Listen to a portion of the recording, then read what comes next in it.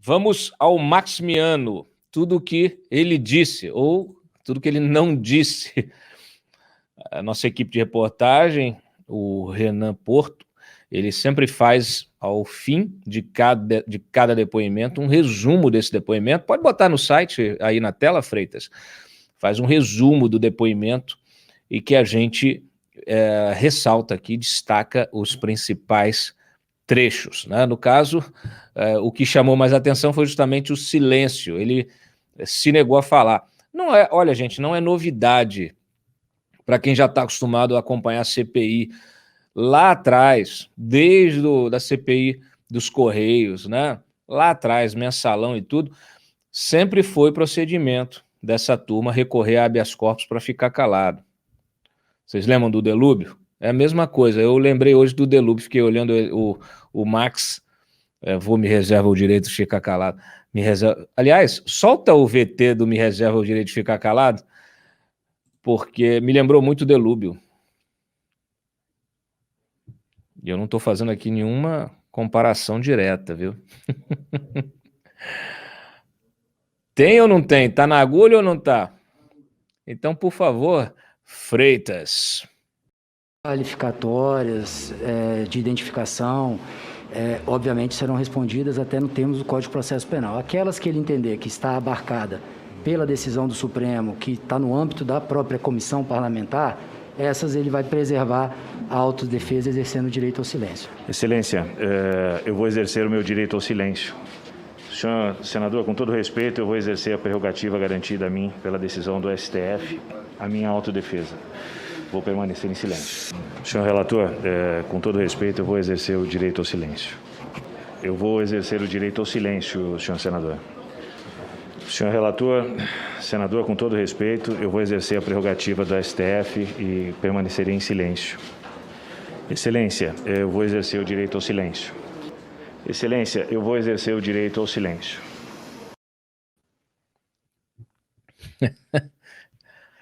Ô Freitas, o nosso Wilson Lima está conectado? Então chama ele, porque ele não tem direito ao silêncio. Boa noite, Wilson. Bem-vindo ao Papo Antagonista. Olha, você tem que arrumar de usar o tripé e o microfone que a gente te deu, tá? Aqui é um veículo profissional. Você fica aí usando esse negócio. Está apoiado em que celular? Não, tá o celular está no tripé, amigo. O celular está no tripé. Você tem que usar o microfone que tem a espuminha aqui, ó. Tá bom? Sem problemas. Já conversou sobre isso, né? O problema é tecnologia. Sem problemas. Essa é a frase do Wilson, sem problemas. Eu não vou nem falar que você um dia desse... Posso falar? Eu vou Pode, falar. por favor. Não, sem problemas. Pode falar, Cláudio. Sem problema. Não, eu vou falar daqui a pouco. Primeiro é o seguinte, Wilson, faz, por favor, a gente estava aqui, eu ia fazer o resumo aqui, a leitura do resumo, mas você acompanhou o dia inteiro aí, para e passa, o depoimento do Maximiano, que o Barros não sabe nem o nome, né? Maximiano, mas é o Maximiano, o Francisco Maximiano, você acompanhou. Eu sei que ele não disse muito, mas, por favor, traga os destaques desse depoimento, porque teve momentos em que ele acabou falando uma coisa, depois falou outra, correu o risco de ser preso. Conta para os nossos espectadores aqui. Enfim, boa noite, Cláudio, boa noite para você, amigo do antagonista. Foi exatamente isso que você falou, Cláudio. Foi um depoimento em que ele não falou, mas no pouco que ele falou, ele disse muito. Né? O Maximiano, ele adotou, amparado por um habeas corpus do Supremo Tribunal Federal, ele não respondeu nenhum questionamento que o incriminasse. O problema é que alguns questionamentos que ele basicamente não respondeu, de certa forma, o incriminaram. Né? Ele foi questionado sobre o contrato da Covaxin, mas não respondeu. Ele foi questionado se tem alguns contatos com o Ministério da Saúde, como ele chegou ao Ministério da Saúde, ele também não respondeu. Ele também não quis falar sobre as tratativas entre a Precisa Medicamentos e a empresa, né, da qual ele é proprietário, com o Ministério da Saúde, mas ele respondeu alguns questionamentos ali que foram considerados fundamentais. Né? Ele reconheceu que conhece o líder do governo, Ricardo Barros, tirou do Ricardo Barros a responsabilidade pela emissão daquela emenda na medida provisória que facilitou a importação da vacina Covaxin, né, em fevereiro desse ano. Ele também, Cláudio, ele também admitiu que participou daquela reunião com o Flávio Bolsonaro lá no BNDES, com o presidente do banco, né, o Flávio Montezano, em que eles discutiram aí uma possibilidade de financiamento para uma das empresas do Francisco Maximiano. Então, é um depoimento que a CPI esperava obter mais informações, era considerado o depoimento mais importante dessa reta final. O Maximiano acabou não contribuindo tanto quanto ele gostaria, quanto a CPI gostaria, mas o silêncio dele falou por muito, né? Teve, inclusive, um momento, Cláudio, em que o presidente Omar Aziz perguntou para ele sobre a invoice, né, sobre o pagamento antecipado de 45 milhões de dólares, né, para a importação do primeiro lote de 3 milhões de doses da vacina Covaxin. E aí, nesse momento, o Maximiano falou, olha, não vou responder, e aí o Omar Aziz acabou falando, olha, já que você não responde sobre essa questão, então vamos colocar essa informação no relatório, porque é possível que você tenha culpa no cartório. Já que a gente está tendo a imagem aí do senador Alessandro Vieira, foi justamente com a participação do Alessandro Vieira que houve um momento de maior tensão da sessão de hoje, né? O Alessandro Vieira pegou o Maximiano na mentira, porque durante a intervenção do senador Randolfo Rodrigues, ele foi questionado sobre um imóvel que ele teria em São Paulo, né, um imóvel em que, teoricamente, ele seria apenas fiador. Mas os senadores apresentaram o documento, que ele realmente não era fiador do imóvel, ele era locatário do imóvel, e aí você pergunta, pô, mas o que tem a ver essa história do imóvel, né? É porque esse imóvel, né, esse bem, ele era um item de uso do Marcos Tolentino, que é sócio do Fibbank, que aí é outra história que a gente vai contar com mais calma um pouco mais para frente. Então, nesse momento, o Alessandro Vieira, percebendo que houve a mentira, já pediu a prisão do Maximiano. Ele falou, não, pensando bem, eu vou rever o meu depoimento, não foi bem isso que eu falei, pensando bem, eu era um locatário do imóvel, enfim, eu aluguei um imóvel que o Marcos Tolentino estava sendo o beneficiário. Só para quem está chegando agora, o tal do Marcos Tolentino, a importância dele nesse processo é a seguinte, é que o Tolentino, ele é sócio do Fibbank, que foi um banco, uma financeira que deu a garantia financeira para que a Precisa Medicamentos pudesse importar as 20 milhões de doses da Covaxin. Era uma garantia financeira que era exigida em todos os contratos de vacina que foram feitos pelo Ministério da Saúde. Então, por isso que o tal do Tolentino aparece nesse imbróglio todo da Covaxin. Então, Cláudio, basicamente foi um depoimento, como eu falei no início, né, em que ele falou pouco, né, mas nos momentos em que ele falou foram momentos, de fato, relevantes para a condução da investigação, Cláudio.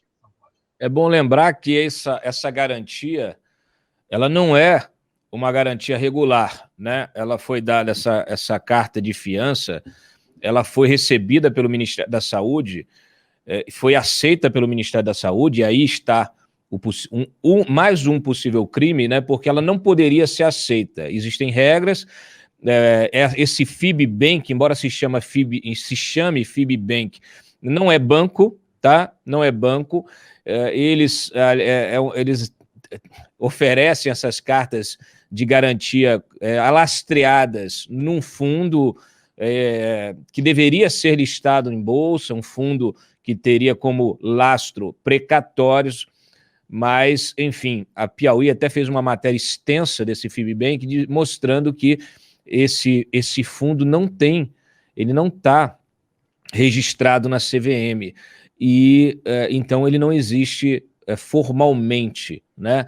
Da mesma maneira, não haveria o lastro de precatórios para esse tipo de garantia. Então, é muito curioso que você tenha, então, o próprio dono da empresa, né, seja o locatário de um imóvel ocupado pela empresa que lhe dá a garantia, né, nesse negócio da vacina, sendo que é uma garantia fajuta. Então, fica realmente o indício de que essas pessoas elas têm conexão, elas têm algum tipo de conexão. A gente aqui até deu uma uma posição do Marcos Tolentino, ele negando que tem a relação com o Fibbank, porque o Fibbank não está registrado no nome dele, mas existem indícios de que ele tem relacionamento, ainda que seja como sócio oculto, né? Ele entrou em contato comigo um dia desse, e eu cobrei maiores esclarecimentos, mas estou aguardando, ele ainda não mandou nenhum tipo de documentação que possa rebater essa suspeita da CPI. A CPI que suspeita que ele seja um sócio oculto, né? Por isso o questionamento. Então o que a gente tem é uma situação em que você tem uma empresa que não tinha o histórico, né, que a Precisa Medicamentos, não tinha o histórico de negociação, né, de vacina, de repente ela aproveita um relacionamento anterior com os indianos lá, com a Bharat Biotech, ou com alguém da Índia, porque ela fazia importação de preservativo, né, e vendia esses preservativos para o Ministério. Aliás, não é a única que faz isso, a Blau Farmacêutica também faz isso. Eu publiquei há alguns meses uma matéria mostrando que havia também uma movimentação, tanto do Ricardo Barros como da turma dele, em relação a uma parceria com a chinesa, com a Sinopharm, para também a produção de vacina, né? E isso ia acontecer no momento em que eles estavam preparando um IPO. Me parece que eles desistiram do IPO. Essa empresa, então, a gente volta sempre ao mesmo círculo de influência, né?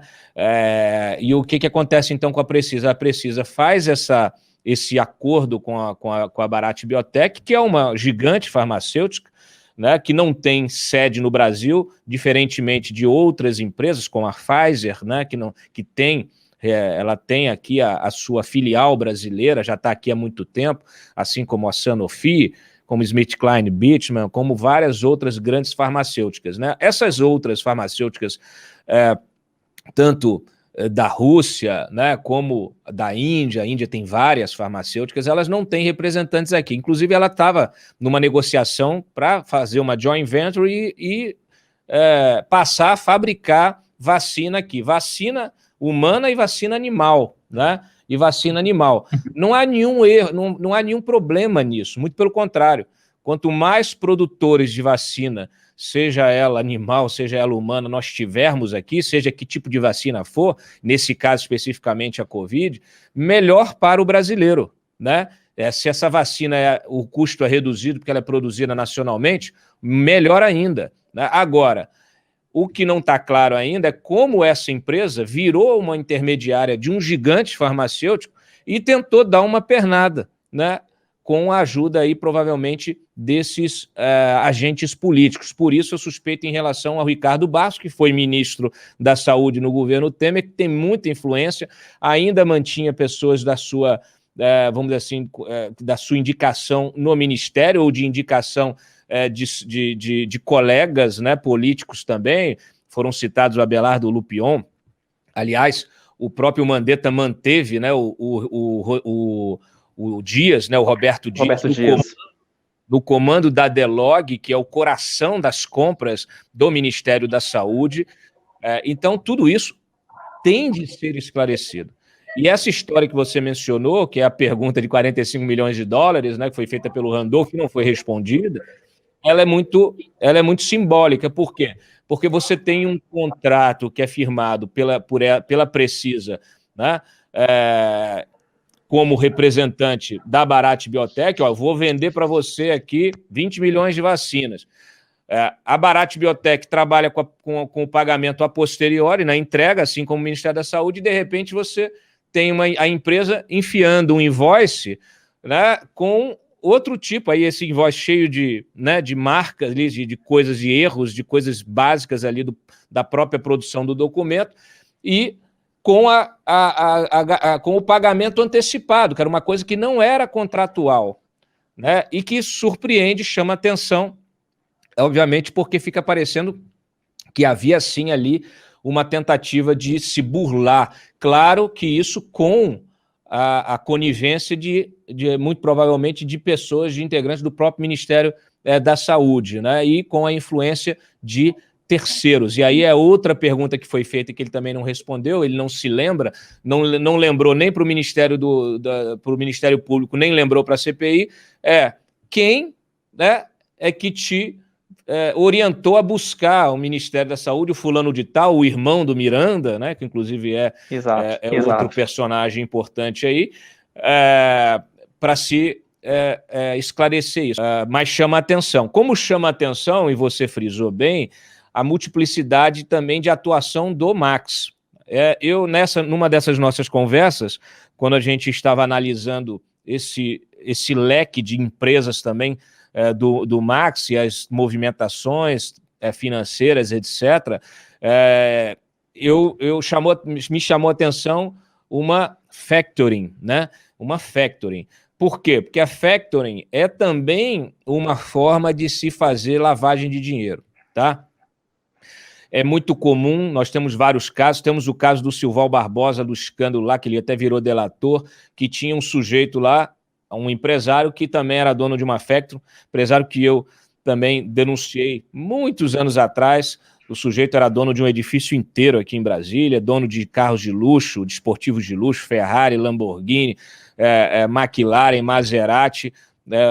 Me lembro que quando eu fiz uma apuração desse sujeito, ele tinha até dado um helicóptero para o filho no aniversário. Então chamava a atenção, depois acabou que anos depois veio à tona o escândalo e a factoring fazia o quê? Ela emprestava, fazia contratos de mútuo com os políticos e, na verdade, aquilo era só uma fachada. Então, o único jeito de você descobrir isso é fazendo busca e apreensão nas empresas, verificando as notas, os contratos físicos, né? Quem são os beneficiários, porque o que mais se tornou comum na corrupção em Brasília e no Brasil é você simular contrato de empréstimo para justificar o pagamento, a transferência por dentro de um valor. Então, você tem uma forma de esquentar a propina, e aí o sujeito disse, não, eu tenho aqui, aí ele até declara, né, no imposto de renda, declara para a Justiça Eleitoral, tem aqui um empréstimo, né, um empréstimo que nunca será pago. É um contrato ali de um empréstimo que nunca será pago.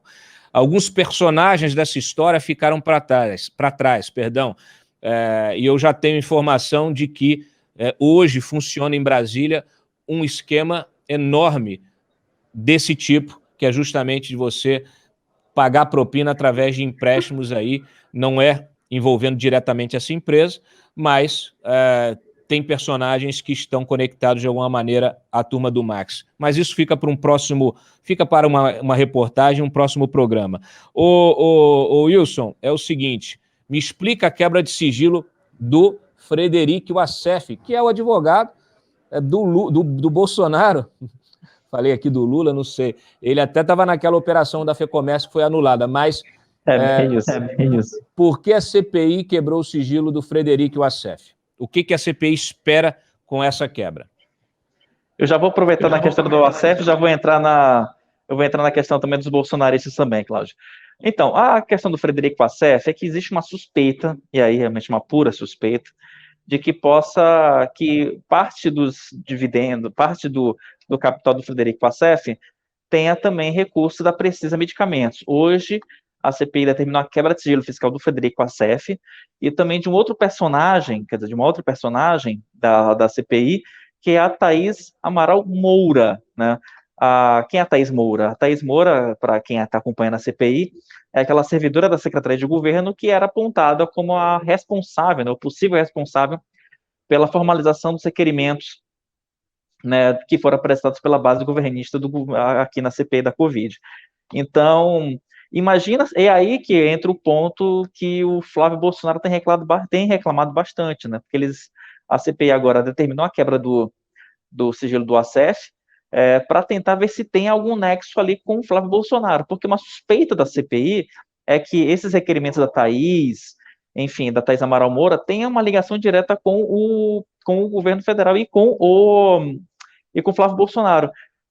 Provavelmente você lembra, Cláudio, inclusive a gente deu essa nota, eu lembro que na nota quem é o escritor do Palácio do Planalto, né?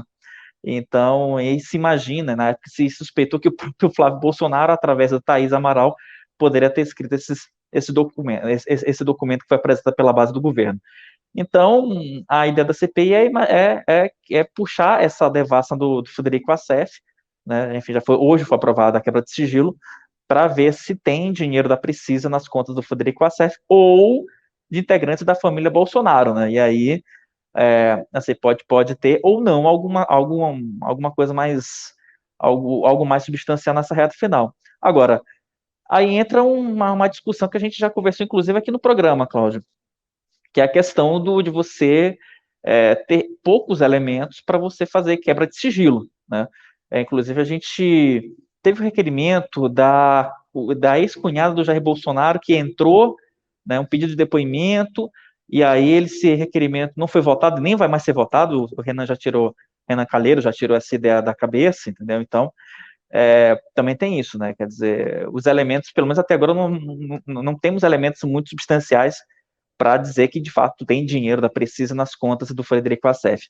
E ainda no tópico, né, devassas da CPI, a CPI também aprovou a quebra de sigilo bancário e fiscal e de detalhamento financeiro de vários blogueiros e influenciadores, né, e youtubers bolsonaristas, né? Eu está falando aí do Alan dos Santos, do Bernardo Kussler, enfim, várias pessoas que têm militado aí em prol do bolsonarismo, né? Houve ali uma resistência do senador Eduardo Girão, que falou, olha, não vamos quebrar o sigilo dessas pessoas, porque aí vamos estar perseguindo a imprensa conservadora, etc, etc.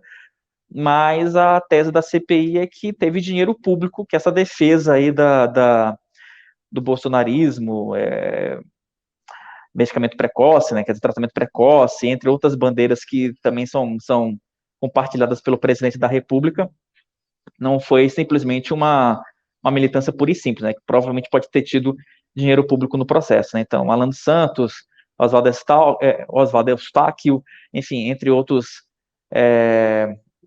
blogueiros e militantes do bolsonarismo também foram alvos dessa verdadeira devassa da CPI hoje, Cláudio. Muito bem.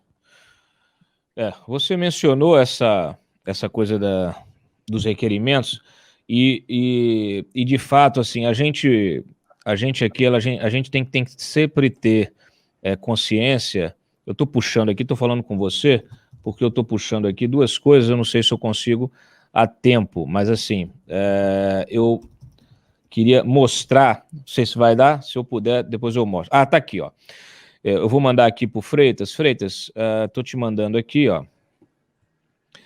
no WhatsApp, se você conseguir, você sobe enquanto eu estou conversando aqui com o nosso querido Wilson.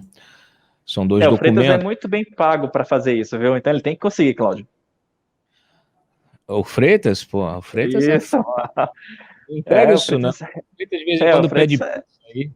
Pede pizza, o pessoal fica com pena dele e até faz doação. O cara recebe carro forte, gente, que é isso. Requerimento, ó, são dois requerimentos, eu mandei para comparar, Freitas, você põe aí, por favor. Um é um requerimento da CPI de agora, tipo esse do Fred que você mencionou, e o outro é um requerimento da CPI da Petrobras para quebra de sigilo do Eduardo Cunha. Tá? Isso é importante por quê? Porque, obviamente, a gente quer que se investigue, mas a gente quer que isso seja feito de uma forma correta. E, obviamente, nós temos uma CPI que tem como relator o Renan Calheiros, que está nadando de braçada, fazendo o que quer, com muito poder. Então, a gente também sabe que muitos desses requerimentos acabam sendo bloqueados, às vezes, no Supremo, por falta de sustentação. Então, o que me chama a atenção, quando estiver na ponta, na agulha aí, você me fala, Freitas. Tá pronto? Então, você pode botar aí, ó. Eu vou mostrar. O que chama atenção? Chama atenção a falta de argumentação, a falta de subsídio para quebrar o sigilo. Isso aí é o requerimento para quebrar o sigilo do Frederico, requerimento do Renan. Pode baixar. Aí ele faz ali um preâmbulo e tal, não sei o quê, aí fala das empresas, não sei o quê, tarará, aí ele diz o que ele quer, né? Vai baixando aí, vai baixando, pode baixar, pode baixar, pode baixar. Pode baixar. Justificação. Aí isso aqui que importa. Aí ele faz o preâmbulo aí fala da CPI, blá, blá, blá. Isso tudo inclusive é padrão. Isso aí ele replica em vários requerimentos. Pode baixar. Pode baixar. mais. Isso. Mais. Até aí não falou nada. Aí aqui ele vem falar das relações do sujeito com os CPFs. Mas fica nisso. Baixa mais um pouquinho. Possam ter registros, não sei o que, papapá, mas assim, é tudo dentro da justificativa daquilo que ele pretende. E pronto, não tem mais nada, tá? Bota o do Eduardo Cunha para você ver. Aí faz ali umas... do Eduardo Cunha, para quebra do Eduardo Cunha, baixa, justificativa. Você vê logo que, olha, o pedido é desse tamaninho. Aí a justificativa é gigantesca. Por quê? Porque ele faz todo um histórico mostrando, individualizando a conduta do Eduardo Cunha, o que foi apurado pelo Ministério Público, pela Lava Jato, 5 delatores mencionando ele nas situações X, Y, Z, o recurso, o dinheiro que já existia, a suspeita de que o dinheiro que caiu na conta era assim assado. Então, a gente aqui sempre está preocupado que as coisas sejam bem feitas. Por quê? Porque você tem muito poder. Uma CPI que sai quebrando o sigilo de todo mundo, não importa a fundamentação. Ninguém está fazendo esse questionamento. A imprensa não está fazendo esse questionamento. Não é porque eu quero que se investigue. Quero que se investigue, se o Frederico Assep precisa ser investigado, que seja investigado. Essa turma toda. Acabei de mencionar aqui, inclusive, as suspeitas que pesam sobre esses personagens, Ricardo Barros, Maximiano, etc. e tal. Mas isso tem que ser feito de forma correta, porque senão vira uma zona, uma generalização. E, aliás, é muito curioso, porque, como eu já mencionei aqui outra vez, né, e eu questionei até o Randolph na entrevista aqui com ele, se ele se sentia vontade em trabalhar ali com o Renan Calheiros, né? Por quê? Porque você tem um camarada que, investigado em diversos inquéritos da Lava Jato, sempre reclamou da Lava Jato, dos abusos da Lava Jato, do não sei o que da Lava Jato, mas eu duvido ter um pedido de quebra de sigilo do Renan ou de qualquer alvo da Lava Jato sem uma fundamentação gigantesca e detalhada, né? Então, assim, é muito isso aí é um aspecto que está sendo deixado de lado pela imprensa, que a imprensa só está preocupada com o oba-oba, né? Então, tudo que é para investigar o Bolsonaro, mas tem que investigar direito, senão, sabe o que acontece, gente? Acontece igual as denúncias do Janot, que o Janot saía denunciando todo mundo, de qualquer jeito, e chegava depois no Supremo e caía. A gente sabe que muitas denúncias são derrubadas por interesse político, mas é claro, se você faz isso, se você faz uma denúncia frágil, é muito mais fácil para o ministro ir lá e derrubar essa denúncia, tá? Então fica esse registro. Cláudio. Só para complementar teu raciocínio, né? Claro. A CPI já cometeu esse equívoco de não fundamentar quebra, e teve um problema que a gente viu recentemente, se não me engano, foi na semana passada ou na semana retrasada, né? Quando a CPI fez a tentativa de devassa nas contas bolsonaristas, o senador Humberto Costa, pegou basicamente o mesmo texto para fundamentar a quebra de sigilo do Felipe Martins e utilizou para tentar quebrar sigilo da Rádio Jovem Pan. E aí, quando chegou aqui no plenário, a base governista olhou, percebeu e falou, gente, espera aí, né? Aqui já é demais, né? Aqui não tem como. E aí o próprio Renan foi obrigado a fazer uma meia-culpa ali, dizer que foi problema da assessoria, enfim, etc, etc. E aí a Rádio Jovem Pan não teve seu sigilo fiscal quebrado, que era, naquele momento, um completo absurdo, né? Me chamou a atenção também o Maximiano negando a relação dele. Ele nega a relação com Flávio Bolsonaro, mas ele admite que teve uma reunião intermediada pelo Flávio Bolsonaro lá com o Gustavo Montesano no BNDES, para uma outra empresa dele, que é de internet, a X. Como é que é isso? Essa é uma boa pergunta, né? Eu queria ter uma pessoa que eu não conhecesse e me apresentasse para o presidente de um banco para poder conseguir um financiamento. E o Maximiano, Max falou, olha... Não queria não. Solta o VT, Freitas. Solta o VT para a gente comentar. Qual é a relação da Precisa Medicamentos e de seus proprietários com Flávio Bolsonaro? Nenhuma, senhor. Da Precisa Medicamentos, nenhuma. Então, por que motivo o senhor Flávio Bolsonaro intermediou a aproximação de Vossa Excelência com o presidente do BNDES, Gustavo Montesano, com quem Vossa Excelência, Vossa Senhoria, participou de reunião em videoconferência em outubro de 2020. Tratava-se de um projeto de internet para o Brasil, senhor. E obteve o financiamento ou não obteve? Não, senhor. Ficou identificado que não existia nenhuma linha de financiamento aderente àquele projeto. Então, olha só, de cara aqui já tem um problema grave, né? Que também parece que está todo mundo deixando passar. Esse tipo de conduta, você pegar... uma coisa é você defender uma pauta nacional, né? Então, você é parlamentar, vamos defender... Vamos aprovar um projeto que melhore o acesso às vacinas, que melhore o acesso à saúde, que mande mais recursos para a compra de equipamentos, de respirar. Uma coisa é você trabalhar com temas, né? Outra coisa é você abrir portas. O nome disso é advocacia administrativa. E olha a gravidade disso. Não importa se o financiamento não saiu. O senador Flávio Bolsonaro, que é filho do presidente da República, levou um empresário interessado num financiamento no BNDES, ao presidente do BNDES, do qual ele é amigo. Porque o Gustavo Montesano é amigo do Flávio, do Eduardo, amigo de adolescente ali.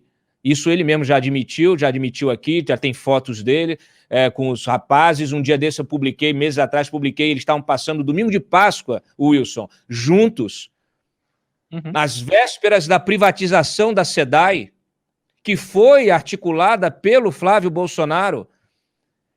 Então aí você vai curtir a Páscoa. Eu questionei o Gustavo. E ele, não, é só amizade, a gente não tratou de negócio. Mas não adianta você ser honesto, você tem que parecer honesto. E é impraticável o nosso Ministério Público hoje, o PGR. É inacreditável que ninguém tenha pedido uma investigação desse episódio. Uma investigação do próprio Gustavo Montesano. Cadê o BNDES? Cadê o compliance do BNDES? Sabe quem ia assumir o compliance do BNDES? O filho, o auditor aloprado do TCU. Nossa, não Alexandre admitiu, Marques. o TCU não liberou. Tem que ver quem é que eles botaram lá no compliance. Porque não está funcionando. Está errado. Presidente do banco, amigo do senador, e o senador intermediando encontro, abrindo porta para empresário interessado em linha de financiamento. Isso não pode, tá? Isso precisa ser investigado para além de CPI. Isso tem que ser aberto um procedimento da conduta do presidente do BNDES, inclusive, não só do senador, tá? Então, assim, parece que as pessoas estão normalizando todo tipo de barbaridade. E é lógico, a gente fica distraído com as bobagens que o Bolsonaro fala e vai esquecendo aquilo que importa.